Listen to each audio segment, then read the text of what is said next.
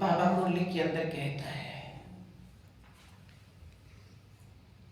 अंधेर नगरी चौपट राजा, टके शेर भाजी टके शेर खाजा। तो ये बाबा क्यों कहता है,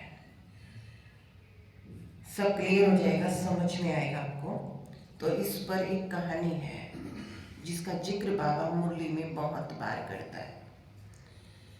एक बार एक गुरु और चेला एक ऐसे देश में पहुंचे जहां पर सब चीजों की कीमत एक ही थी। सब चीज थी, सब चीज का रेट था टके शेर। शेर का मतलब मालूम है, आज किलो 2 किलो होते हैं। उस समय कोई भी चीज शेर, सवा शेर, 1.5 शेर ऐसे होती थी। तो शेर माना आप वजन बहुत हो गए, और टका पैसा होता था। टके शेर भाजी, आज रुपया चलता है, पहले टका और आना चलता था। तो इसलिए टके शेर भाजी यानी सब्जी का रेट भी टका और ड्राई फ्रूट का रेट भी टका। तो हर चीज एक ही रेट में थी। तो जिस दुकान पे जाते सब जगह पर एक ही रेट है। अब गुरु के दिमाग में आया कि हम तो गलत जगह पे आ गए, ये तो अंधेर नगरी है, यहां रहना खतरे से खाली नहीं है। लेकिन चेले को बड़ा मजा आ रहा है।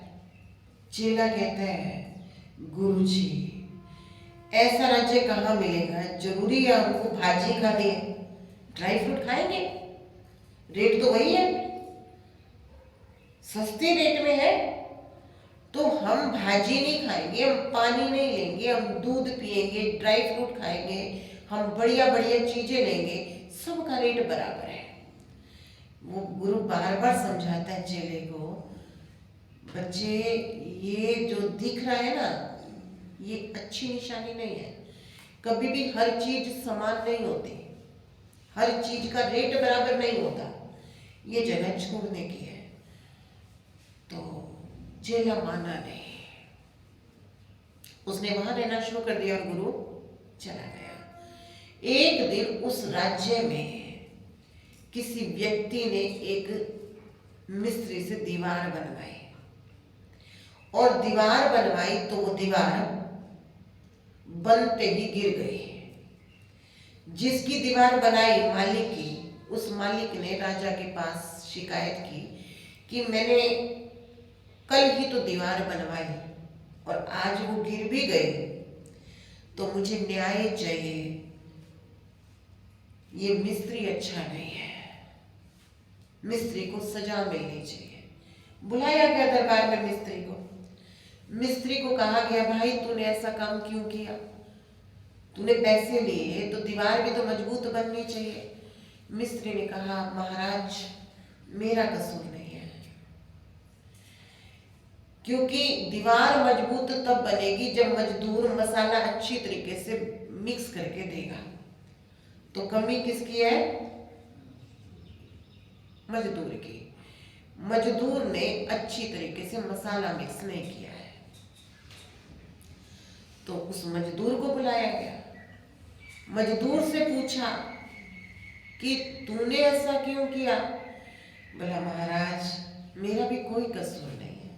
जब मैं मसाला मिक्स कर रहा था ना, वहां से एक सुंदर सी स्त्री निकल रही थी, उसकी पायल की आवाज से मेरा ध्यान भंग हो गया और मसाला अच्छी तरह मिक्स नहीं हुआ, मेरा कोई कसूर नहीं है। राजा ने उसको भी छोड़ दिया, बुलाया उस औरत को, और उस औरत को कहा, जब ये मसाला मिक्स कर रहा था तो वहां से पायल छनकाती हुई क्यों गई। बोली, महाराज मैंने ना एक सुनार से सोना लिया था और उसने कहा था मैं तेरे को इस तारीख को दे दूंगा, मेरी बेटी की शादी है। तो उस सुनार ने वो दिन फिक्स किया था सोना देने के लिए, और वो टाइम फिक्स किया था, तो मुझे उस समय सुनार से वो लेने तो जाना ही था। तो मेरा कसूर नहीं है, उस सुनार का कसूर है। तो उस औरत को छोड़ दिया, उस सुनार को बुलाया गया कि तूने उसी दिन वही टाइम क्यों रखा? बोला मैंने वो टाइम इसलिए रखा, मैंने वो टाइम इसलिए रखा क्योंकि मेरा जो मिस्त्री है ना, काम करने वाला, उसके पास काम का लोड ज्यादा था। उसने कहा इसी दिन ही ये काम हो सकता है। तो अब उस बंदे को बुलाया गया वापस, जो कारीगर था। अब कारीगर ने कुछ नहीं किया, अब कारीगर किस पे दोष दे? कारीगर बोला महाराज देखो गलती तो मुझसे हुई है, आपको जो सजा देनी हो दे दीजिए, लेकिन कसूर मेरा नहीं है क्योंकि दीवार तो मैंने नहीं बनाई है। बोले दीवार तूने नहीं बनाई है, लेकिन दीवार गिरने के पीछे कारण तो तू ही है, तेरी वजह से दीवार गिरी। तुझे कल शाम को फांसी पर चढ़ाया जाएगा। उसको जेल में भेज दिया गया। अगले दिन फांसी पे चढ़ाने के लिए उसको ले गए, तो जो फांसी का जो फंदा था ना, वो फंदा था थोड़ा बड़ा और वो व्यक्ति था थोड़ा पतला सा। तो बोले इस फंदे में तो इसका सिर आता नहीं। देखो आ सकता है बड़े में छोटा, लेकिन अंधेर नगरी चौपट राजा। तो बोले फंदा जरा ज्यादा खुला हुआ है, इसमें तो इसका सिर आता नहीं है। अब कोई ऐसा आदमी ढूंढो इस पूरे राज्य में जिसका सिर इस फंदे में फिट हो जाए। अब पूरे राज्य में सैनिक दौड़ा दिए, और पूरे राज्य में जो सैनिक दौड़ाए कि ढूंढ के लाओ एक मोटा ताजा अच्छी सी सेहत वाला व्यक्ति जो इस फंदे में पूरा जाए। तो पूरे राज्य में वो चेला मिला जो वहां माल खा खा के मोटा हो गया था। उस चेले को पकड़ के ले आए कि भाई इसकी दीवार गिरी है और हमको किसी को फांसी तो देनी है, तो सिर तेरा इसके अंदर आता है तो तुझे कल फांसी की सजा मिलेगी। अब वो रोए कि ये कैसा देश, ये कैसा राज्य है, मैंने कुछ नहीं किया, मुझे तो पता भी नहीं है, फिर भी मुझे सजा मिली है। बोले हमें नहीं पता तुझे कुछ पता है कि नहीं, पर सजा तो तुझे मिलेगी ही। अब वो खूब रोएगा, तो उसके दिमाग में आया मेरा गुरु ही मुझको बचा सकता है।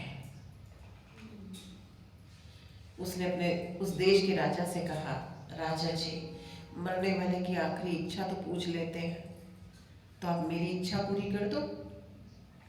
बोला बता तेरी क्या इच्छा है? बोला मैं ना मेरे गुरु से आखिरी टाइम में मिलना चाहता हूँ। गुरु को बुलाया गया, गुरु को बुलाया, गुरु को देखते ही वो तो खूब बुरी तरीके से रोया, उसके पैरों में पड़ गया। बोला गुरु जी मुझे बचाओ, आप सही कहते थे, यह अंधेर नगरी है, यहाँ नहीं रहना चाहिए, सच में यहाँ का राजा चौपट है, सच में यहाँ का राजा चौपट है, जो करता कोई और है और भुगतता कोई और है, मुझे इस राज्य में रहना नहीं है। तो थोड़ी देर तो गुरु को भी आया कि इसको कितना समझाया था, ये माना नहीं। तो जो उसने सुनाना था वो किया गुरु ने, लेकिन फिर बोला अब चुप रही हो, अब जरा चुप रही हो, ऐसा काम करते हैं।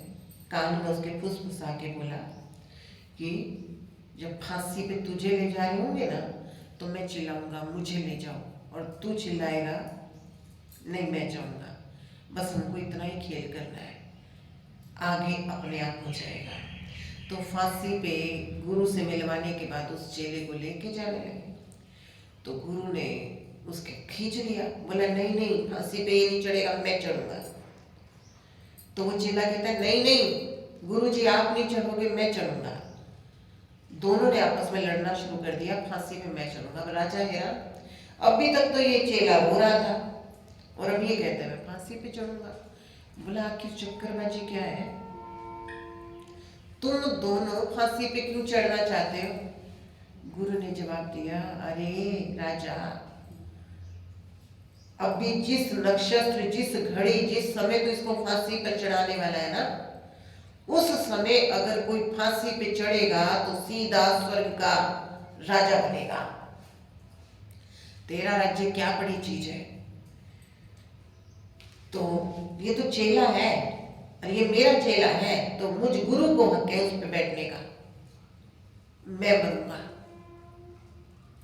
तो वो चेला कहता है नहीं नहीं महाराज, इस गुरु को क्यों हक है भाई, हक तो मेरा है क्योंकि चुना तो आपने मुझे था, मैं चढ़ूंगा। तो राजा ने अपने मंत्री को बुलाया, बोला इन दोनों को छोड़ दो, अब फांसी पर तो मैं चढ़ूंगा। और वो राजा फांसी पे चढ़ा और वो मर गया, वो चेला छूट गया और वहां का मंत्री राजा बन गया। तो ये कहानी बताती है कि इस दुनिया में भी यही हाल है, जानवर की कीमत जास्ती मिल जाएगी और मनुष्य की कीमत कोड़ी के भाव है। तो बाबा कहता है इस दुनिया में भी पढ़े लिखे, ज्ञानी और अज्ञानी सारी आत्माओं को मिला करके एक कर दिया है, समान नहीं हो सकता। इसलिए इस दुनिया को बाबा नाम देता है अंधेर नगरी, चौपट राजा, टके सिर बाजी, टके सिर खाजा।